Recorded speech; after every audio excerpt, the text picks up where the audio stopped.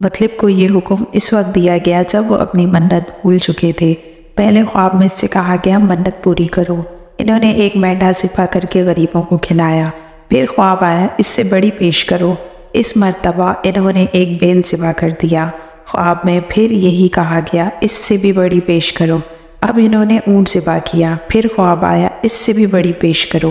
انہوں نے پوچھا اس سے بھی بڑی کیا چیز ہے؟ تب کہا گیا اپنے بیٹوں میں سے کسی کو ذبح کرو جیسا کہ تم نے منت مانی تھی۔ اب انہیں اپنی منت یاد آئی، اپنے بیٹوں کو جمع کیا، اس سے منت کا ذکر کیا۔ سب کے سر جھک گئے، کون خود کو ذبح کرواتا؟ آخر عبداللہ بولے ابا جان آپ مجھے ذبح کر دیں۔ یہ سب سے چھوٹے تھے، سب سے خوبصورت تھے، سب سے زیادہ محبت بھی عبد المطلب کو انہی سے تھی، لہٰذا انہوں نے قرآن اندازی کرنے کا ارادہ کیا۔ تمام بیٹوں کے نام لکھ کر قرعہ ڈالا گیا۔ عبداللہ کا نام نکلا۔ اب انہوں نے چھری لی، عبداللہ کو بازو سے پکڑا اور انہیں ذبح کرنے کے لیے نیچے لٹا دیا۔ جو ہی باپ نے بیٹے کو لٹایا، عباس سے ضبط نہ ہو سکا، فوراً آگے بڑھے اور بھائی کو کھینچ لیا۔ اس وقت یہ خود بھی چھوٹے سے تھے۔ ادھر باپ نے عبداللہ کو کھینچا۔ اس کھینچا تانی میں عبداللہ کے چہرے پر خراشیں بھی آئیں۔ ان خراشوں کے نشانات مرتے دم تک باقی رہے۔ اسی دوران بنو مخزومہ کے لوگ آ گئے۔ انہوں نے کہا آپ اس طرح بیٹے کو ذبح نہ کریں، اس کی ماں کی زندگی خراب ہو جائے گی، اپنے رب کو راضی کرنے کے لیے بیٹے کا فدیہ دے دیں۔ اب سوال یہ تھا کہ فدیہ کیا دیا جائے۔ اس کی ترکیب یہ بتائی گئی کہ کاغذ کے ایک کاغذ پر 10 اونٹ لکھے جائیں، دوسرے پر عبداللہ کا نام لکھا جائے۔ اگر 10 اونٹ والی پرچی نکلی تو 10 اونٹ قربان کر دیے جائیں، اگر عبداللہ والی پرچی نکلے تو 10 اونٹ کا اضافہ کر دیا جائے، پھر 20 اونٹ والی پرچی اور عبداللہ والی پرچی ڈالی جائے۔ اب اگر 20 اونٹ والی پرچی نکلے تو 20 اونٹ قربان کر دیے جائیں، ورنہ 10 اونٹ اور بڑھا دیے جائیں۔ اس طرح 10 کر کے اونٹ بڑھاتے جائیں۔ عبد المطلب نے ایسا ہی کیا ہے، 10 اونٹ بڑھاتے چلے گئے۔ ہر بار عبداللہ کا نام نکلتا چلا گیا، یہاں تک کہ اونٹوں کی تعداد 100 تک پہنچ گئی۔ تب کہیں جا کر اونٹوں والی پرچی نکلی۔ اس طرح ان کی جان کے بدلے 100 اونٹ قربان کیے گئے۔ عبد المطلب کو اب پورا اطمینان ہو گیا کہ اللہ تعالیٰ نے عبداللہ کے بدلے 100 اونٹوں کی قربانی منظور کر لی۔ انہوں نے کعبے کے پاس 100 اونٹ قربان کیے، سب کو، کسی کو کھانے سے نہ روکا، سب انسانوں، جانوروں اور پرندوں نے اس کو کھایا۔ امام زہری کہتے ہیں عبد المطلب پہلے آدمی ہے جنہوں نے آدمی کی جان کی قیمت 100 اونٹ دینے کا طریقہ شروع کیا۔ اس سے پہلے 10 اونٹ دیے جاتے تھے، اس کے بعد یہ طریقہ پورے عرب میں جاری ہو گیا، گویا قانون بن گیا کہ آدمی کا فدیہ 100 اونٹ ہے۔ نبی کریم صلی اللہ علیہ وآلہ وسلم کے سامنے جب یہ ذکر آیا تو آپ نے اس فدیہ کی تصدیق فرمائی، یعنی فرمایا کہ یہ درست ہے، اور اسی بنیاد پر نبی کریم صلی اللہ علیہ وآلہ وسلم فرماتے ہیں میں 2 ذبحوں یعنی اسماعیل علیہ السلام اور عبداللہ کی اولاد ہوں۔ حضرت عبداللہ قریش میں سب سے زیادہ حسین تھے، اس کا چہرہ روشن ستارے کی مانند تھا۔ قریش کی بہت سی لڑکیاں اس سے شادی کرنا چاہتی تھی، مگر حضرت عبداللہ کی حضرت آمنہ سے شادی ہوئی۔ حضرت آمنہ وہاب بن عبد المناف بن زہرہ کی بیٹی تھی۔ شادی کے وقت حضرت عبداللہ کی عمر 18 سال تھی۔ یہ شادی کے لیے اپنے والد کے ساتھ جا رہے تھے، راستے میں ایک عورت کعبے کے پاس بیٹھی نظر آئی۔ یہ عورت ورقہ بن نوفل کی بہن تھی۔ ورقہ بن نوفل قریش کے ایک بڑے عالم تھے۔ ورقہ بن نوفل سے اس کی بہن نے سن رکھا تھا کہ وقت کے آخری نبی کا ظہور ہونے والا ہے، اور اس کی نشانیوں میں سے ایک نشانی یہ ہوگی کہ اس کے والد کے چہرے پر نبوت کا نور چمکتا ہوگا۔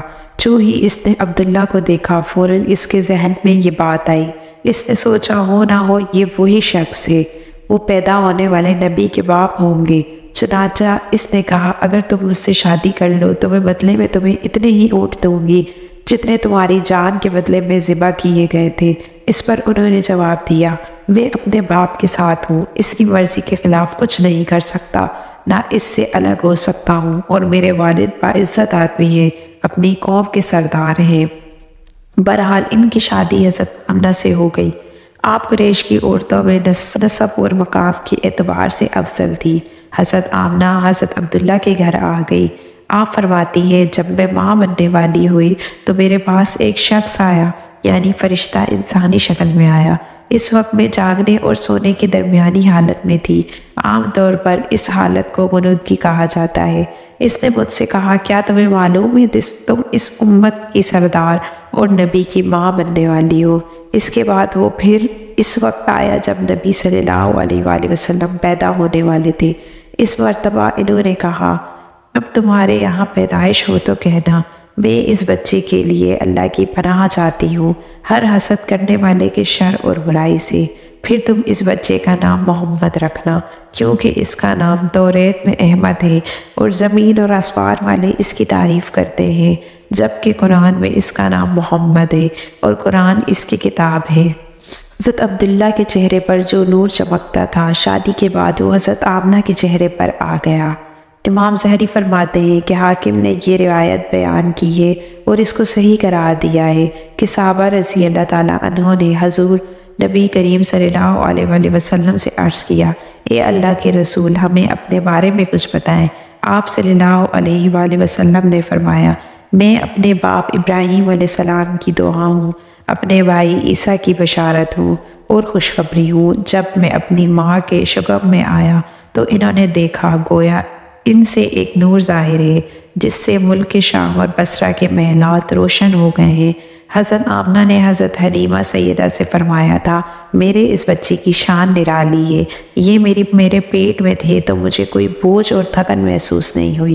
حضرت عیسیٰ علیہ السلام وہ آخری پیغمبر ہیں جنہوں نے آپ صلی اللہ علیہ وآلہ وسلم کی آمد کی خوشخبری سنائی ہے۔ اس بشارت کا ذکر قرآن پاک میں بھی موجود ہے۔ سورہ صفت میں اللہ تعالیٰ فرماتے ہیں، اور اسی طرح وہ وقت بھی قابل ذکر ہے جبکہ عیسیٰ ابن مریم نے فرمایا، اے بنی اسرائیل، میں تمہارے پاس اللہ کا بھیجا ہوا آیا ہوں، مجھ سے پہلے جو توریت آ چکی ہے میں اس کی تصدیق کرنے والا ہوں، اور میرے بعد ایک اور رسول آنے والا ہے، اس کا نام مبارک احمد ہوگا، میں اس کی بشارت دینے والا ہوں۔ اب چونکہ حضرت عیسیٰ علیہ السلام یہ بشارت سنا چکے تھے، اسی لیے ہر دور کے لوگ آپ صلی اللہ علیہ وسلم کی آمد کا بے چینی سے انتظار کر رہے تھے۔ ادھر آپ کی پیدائش سے پہلے ہی حضرت عبداللہ انتقال کر گئے۔ سابقہ کتب میں آپ کی نبوت کی ایک علامت یہ بھی بتائی گئی کہ آپ کے والد کا انتقال آپ کی ولادت سے پہلے ہو جائے گا۔ حضرت عبداللہ ایک تجارتی قافلے کے ساتھ تجارت کے لیے گئے، اسی دوران بیمار پڑ گئے اور کمزور ہو کر واپسی لوٹے۔ قافلہ مدینہ منورہ سے گزرا تو حضرت عبداللہ اپنے نانحال یعنی بنو نجار کے یہاں ٹھہرے۔ اس کی والدہ بنو نجار سے تھی، ایک ماہ تک بیمار رہے اور انتقال کر گئے، انہیں یہیں تدفین کر دیا گیا۔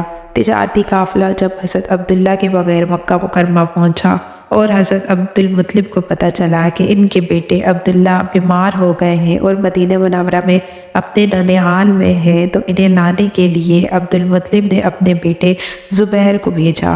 جب یہ وہاں پہنچے تو عبداللہ کا انتقال ہو چکا تھا، مطلب یہ کہ آپ صلی اللہ علیہ وآلہ وسلم اس دنیا میں اپنی والد کی وفات کے چند ماہ بعد تشریف لائے۔